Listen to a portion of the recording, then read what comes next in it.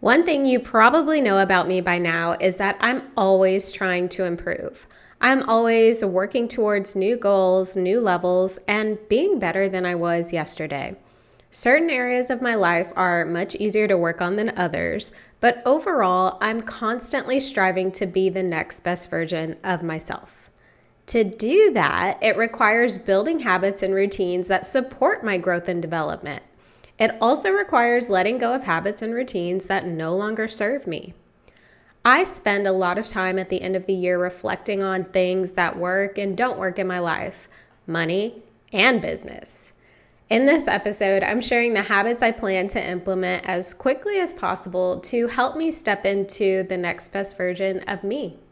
So the first thing I want to implement moving into the next best version of myself in 2025 is expanding my knowledge. I will be the first to admit when I don't know something. However, if there's a gap in my knowledge of something, a particular topic, anything, I work to close that gap by seeking out information. In 2025, I don't want to wait until I have a need for information to expand my knowledge. I want to be proactive and work to expand my knowledge immediately. And I think there are so many different ways that a person can go about expanding their knowledge. But for me personally, I plan to do so by reading physical books, by listening to audiobooks, taking online classes and courses, and regularly reading news articles. So these are the things I plan to do in 2025 to help me expand my knowledge. Now, I currently read physical books, and one of my goals for 2025 is to read 2 books per month, so physical books per month.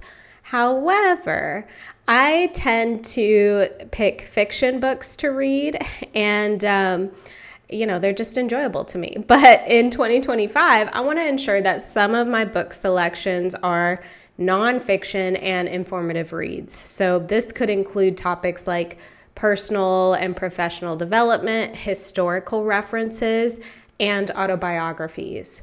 These topics I feel will help me expand my knowledge base just overall. And I think the same can apply to audiobooks, especially the ones I listen to. Currently, I love to listen to audiobooks about business and personal growth. So I will do a better job of increasing the amount of time I listen to audiobooks, but also make sure that I expand the types of audiobooks I'm listening to. I did listen to one autobiography. It was Sidney Poitier's, and it was so good. So I definitely want to make sure I'm including autobiographies in my audiobook selections. Now, as far as news articles go, I currently pay for a Wall Street Journal subscription, and that includes MarketWatch and Barron's. I'm pretty good about reading articles on a regular basis. I think in 2024, I made that a priority, but I want to do better in 2025. Even if the topic doesn't sound interesting, even if the news article isn't necessarily related to finance specifically or me specifically, I need to read the article. I may just find new subjects I enjoy, and I think this will also help me expand my knowledge of the economy and just industries overall. And lastly, I want to expand my knowledge by taking more online courses and classes.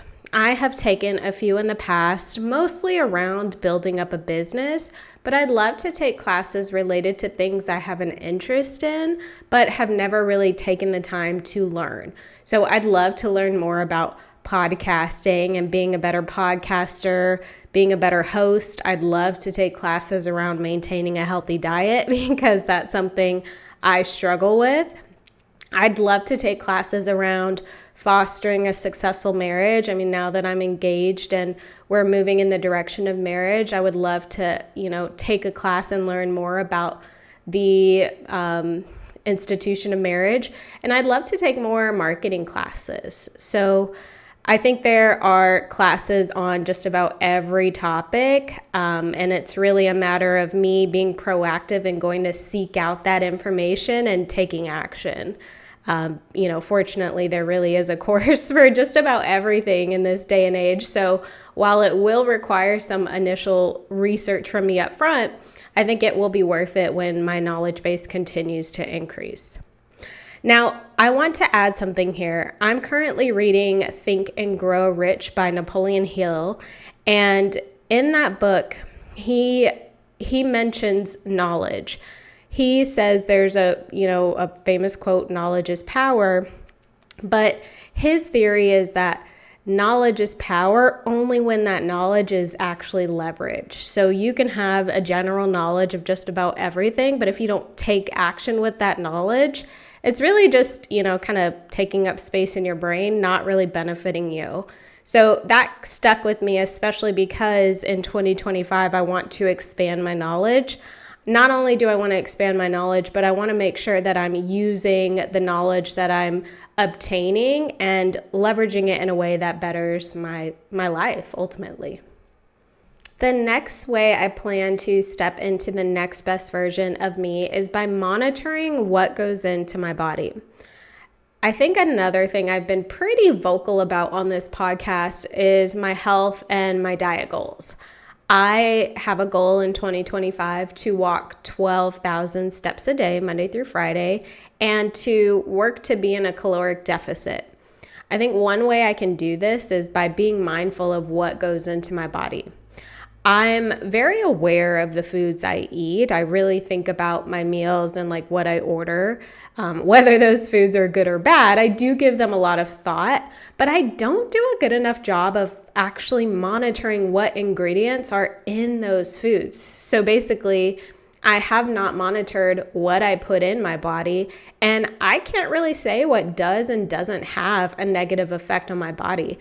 I mean, I think we're all, wise enough to know that a lot of sugar, processed foods, carbs, things like that, don't have many positive impacts, but I can't take it further than that. I can't say if rice impacts me differently than pasta impacts me. I can't say if I do better with oat milk versus almond milk. And I would love to be more in tune with those things. And I think it's going to start with monitoring what I put in my body, not just the options that I have, but the ingredients that actually go into those options. So that's definitely something I think will help me significantly. And I definitely want to know my body better than I currently do.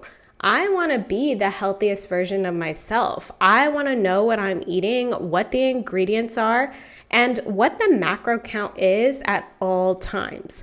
I go off and on with using MyFitnessPal. I'll be consistent with it, and then I won't use it for a month. And I want to do things differently in 2025. So I'm really being intentional with this. Even as I say that, though, it does sound intimidating. I'm not going to lie. It sounds like a lot of extra work. It sounds like a lot of extra awareness on my part, but I've talked about my health and my diet goals quite some time on this podcast, and I'm at this point where it's like, put up or shut up. So yes, it might sound intimidating, but it's going to be worth the work. I definitely believe that. I'm not fully happy with where I am in my body, and the only way that will change is if I give more attention to the foods and drinks that I consume. So I do want to add that my goal is not to be extremely skinny or to hit a certain number on the scale. My goal is to feel my best, have confidence in the clothes I wear, and just know that I'm doing what's best for my body at least 90% of the time. I don't think a completely restrictive lifestyle is the way to go. Same applies with budgeting and your spending. I think with your health, you have to have a little bit of room to enjoy your life with, but I've been enjoying myself a little too much, so I am ready to kind of crack the whip and get serious about this. The next way I plan to step into this next best version of myself is I want to surround myself with successful people. So I'm not sure if you can tell by listening to this podcast or if you're in the City Girl Savings Facebook group or, following on Instagram, but I'm actually more introverted than extroverted. I am fully capable of putting myself out there. I can show up on camera. I can meet new people. if I'm in those situations. But it's been a while since I've proactively put myself in situations to meet new people. I have my core group of friends that I love to spend my time with. I have my family that I see regularly. I have a few clients that I see when they're in town or if I'm in their town. I have industry acquaintances that I meet up with, connect with. But outside of that, I'm not really out and about meeting new people. And I actually think that needs to change if I want to be the next best version of myself. And not just in meeting new people, but maybe, or specifically, I should say, in surrounding myself with successful people, people who have built more than me, people who run bigger businesses than me, people who are wealthier than me, people who have long-lasting marriages, people who have been more places than I've been. So I don't just mean surrounding myself with successful people in terms of financial means, but successful in life and that pursuit of happiness. I definitely want to surround myself with more people who appear happy and, value the things that I value. So I definitely need to surround myself with people who have things that I don't have, but ultimately want, or people who have achieved things that I want so that I can learn and hear their perspectives. Jim Rohn said that you are the average of the 5 people you hang around. And while I adore my friends and family, the people that I do hang around most often, I do need to expand my network. So, I don't want to just be the person who has the goal, says the goal, but doesn't have any plan of attack behind it. So I've been thinking about some ways that I can actually expand my network that makes sense for me and my personality. And I think one way is I can start suggesting virtual coffee chats, especially with some of the guests that I bring on the City Girl Savings podcast. I mean, interviewing people for this show, you really get an idea of who they are. And there are definitely some guests that I would love to just spend more time talking to. I think those conversations are so insightful on the show. I should be able to keep them going offline. Another way that I can expand my network to surround myself with more successful people is I can attend events in Austin. So my fiance is in the luxury car industry, and when there are events, I should be going with him to meet different types of people. Now, just the thought of that is a little nerve-wracking, but I know it's necessary. And I think, with anything, the more you do something, the more comfortable you become with it. When I moved back to Austin after leaving California and, I was growing City Girl Savings, I was a part of women in business groups, women empowerment groups. I was constantly going to these places and meeting new people. And I want to tap into that energy moving into 2025.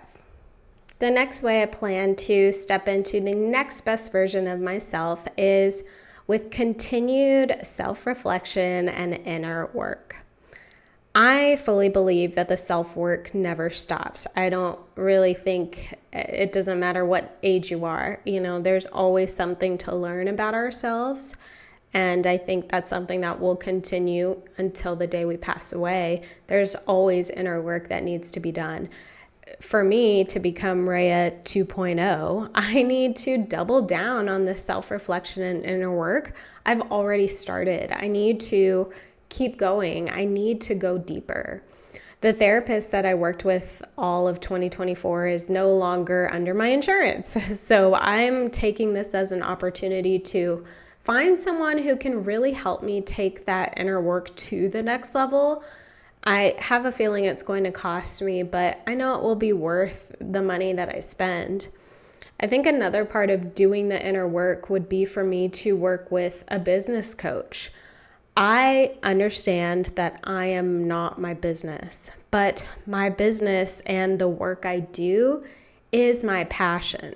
So if I can continue to grow and hone in on my business, there will definitely be an enhanced sense of purpose in my life, and working in my purpose is very important to me. So I definitely want to double down on the work I've already started with self-reflection and going deep and looking inwards.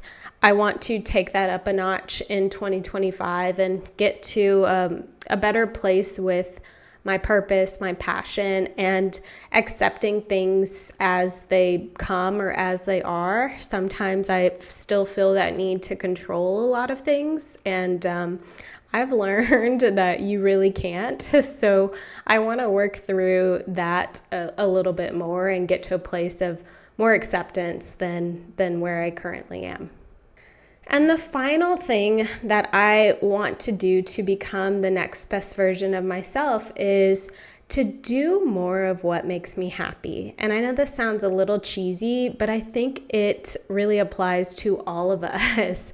We should spend our time doing things that make us happy. For me personally, the next best version of myself is the happiest I've ever been. And to reach that, I need to make sure I am constantly doing more of the things that actually make me happy.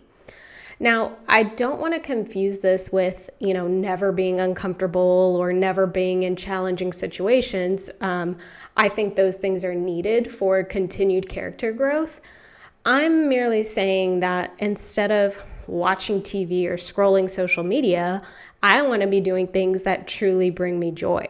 So for me, this could be taking an extra walk outside. It could be playing with my dogs, planning a trip. I love planning trips. It could be going to the movie theaters, love the movies, researching new restaurants, or visiting local libraries and bookstores. So again, I'm not just sitting here saying, I want to do more of what makes me happy and not having a plan of attack.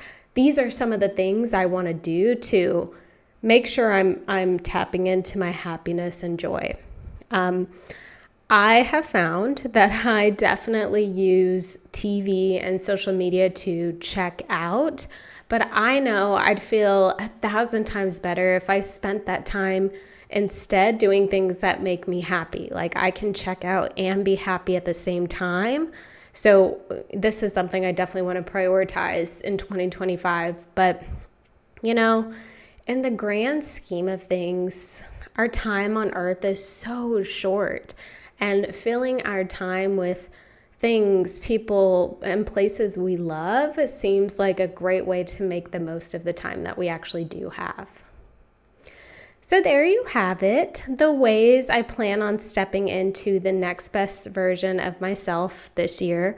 I want to give these habits and routines an honest shot. I want to see how they impact my personal and professional growth. And then I want to continue to find new ways to become the next best version of myself.